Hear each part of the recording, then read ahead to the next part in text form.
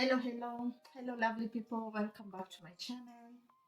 Welcome, where I focus on everything that I love, and that is lifestyle, home, passion, yeah, everything that I love. And today we have a sit down on budget friendly. Oh, sorry, on budget friendly. Does budget friendly motivate poverty? We were just having like a sit down with someone, and everyone was like, yes it does. Yes it does. And I'm a casualty of that, because me, I usually just buy everything budget friendly. So if you're just like me, maybe after this video you're going to change your mind. By the way, this wig is from Shein, so you can see it's budget friendly. And I've never worn color, so this is the first time I've put color. I bought colored hair. I'm usually just a black person. I just love black, and change is not something that comes to me very easily. So this is one of the topics, because I usually buy things that are budget friendly. So I have this top, this grandma pullover, a spaghetti top, and yeah, it's hot outside.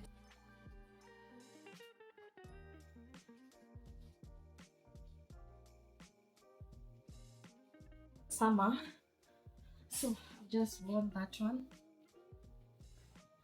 So are we saying that budget friendly shopping motivates poverty, or is it a survival tool?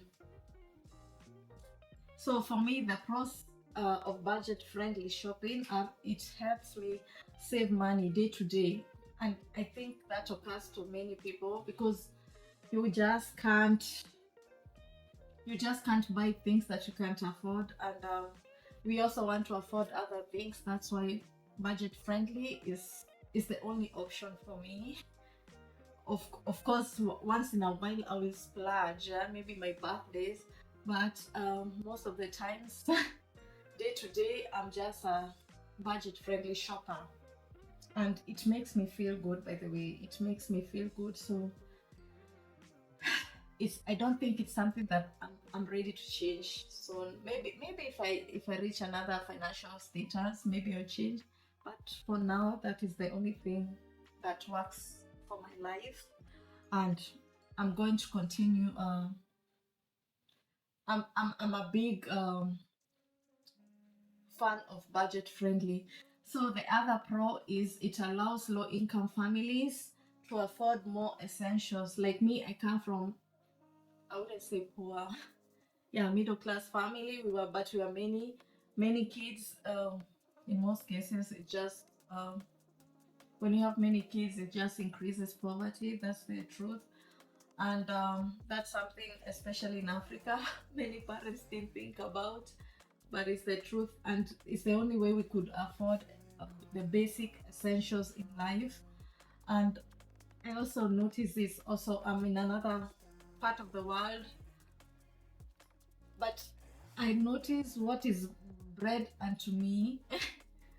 What, because I grew up in the survival models, I just can't go like splurge.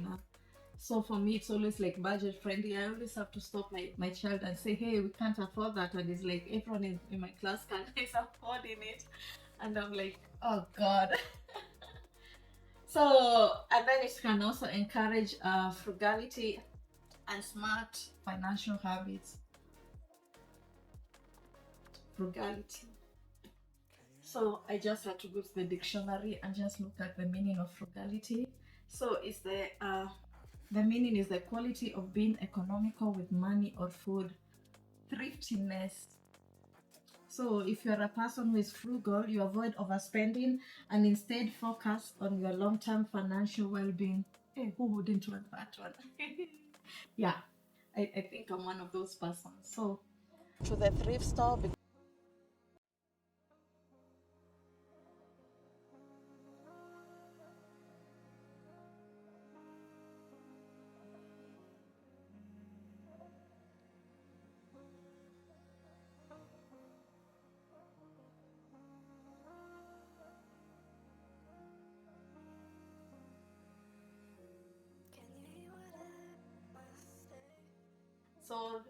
if you are one of those people, then those are the positive sides of budget-friendly shopping.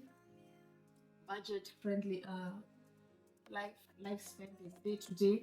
And then when it comes to the cons, of course, what you'll be buying will always be poor quality. But you will always be buying poor quality, and then you will always have to replace things frequently. Like when you buy a top that's costing €6 and someone has bought a top for €48, the quality is going to be different. So the chances of you wearing that top 2 years is less and less, and the person who has bought a top for €48 can end up wearing it even 5 years. So the difference is that quality, and in the end you always have long-term costs because of always replacing it and always going to buy things and always going to do more shopping. Of course, the long-term costs are more. And then we support low-income industries that discourage fair wages or ethical productions. So the other time we had designer bags that people found out that designer things are coming from China. And if I knew how to get things from China, I'll also buy. And many people are so mad. I can really understand if you've been paying a lot of money for something that you want to be like the only person who has it, and then you find out that the production is not where it was supposed to be made, or the things are supposed to be. Of course, even me, I'll be mad. But for people who are like us, who are always low budget friendly shoppers, as in me, I was so happy about how things came out. If I could, I will also order in China. And then there is that poverty mindset trap. Mm, we don't get to broaden our horizon, so we always end up buying things that are always cheap. And we are, of course, there will always be fear of wealth building, because how to get money, you have to spend money. So if you can't spend money, your wealth building and production is going to be smaller. But if you have the fear, you don't have the fear of splurging, and you get to splurge and take risk in life. But taking risk can go either way. It can go bad or it can go good.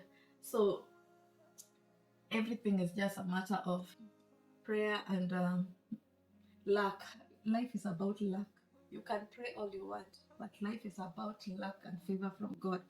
So the other thing about the real talk, so low budget friendly shopping, it's all about survival.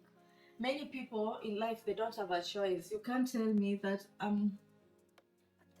yeah, I'm getting minimum wage and I buy something so expensive. Okay, I'm just going to tell a story here. When I got to Europe, oh my goodness, my dad used to tell me he dreams of Mercedes. So for me, he instilled something in me that Mercedes is the best car. And then I was doing this minimum wage job. Hey, and then I heard you can pay credit. So imagine me going and buying a Mercedes, and all my what I was working, I was just paying it all away. Anyway, don't be like me. In the end, I had the Mercedes, but I really learned a big lesson.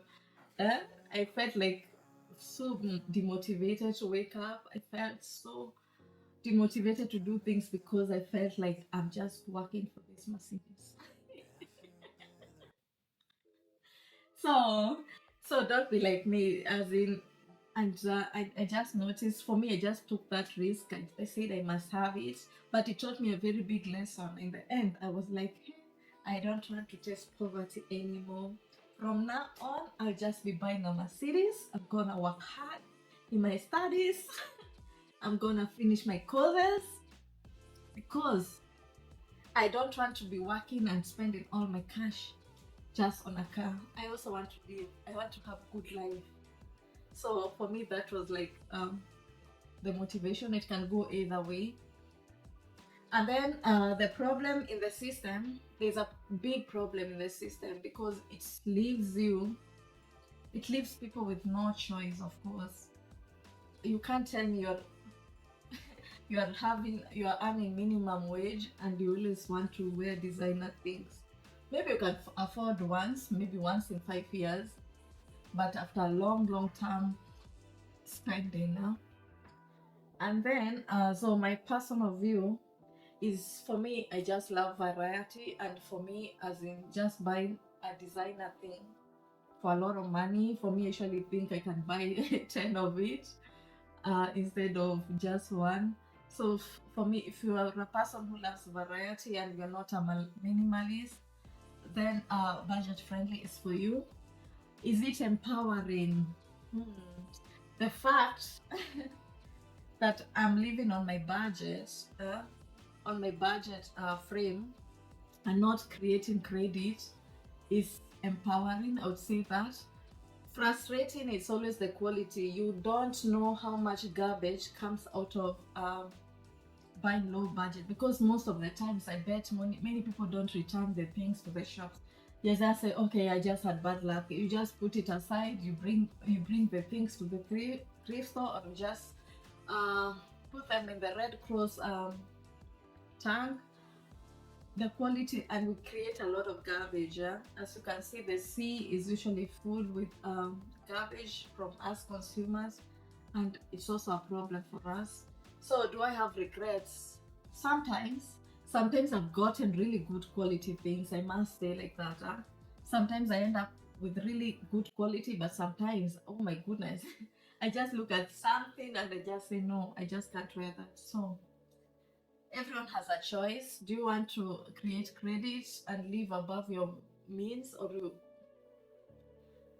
want to live within your means and always buy budget friendly? Everyone has a choice, and that one, I leave it up to you.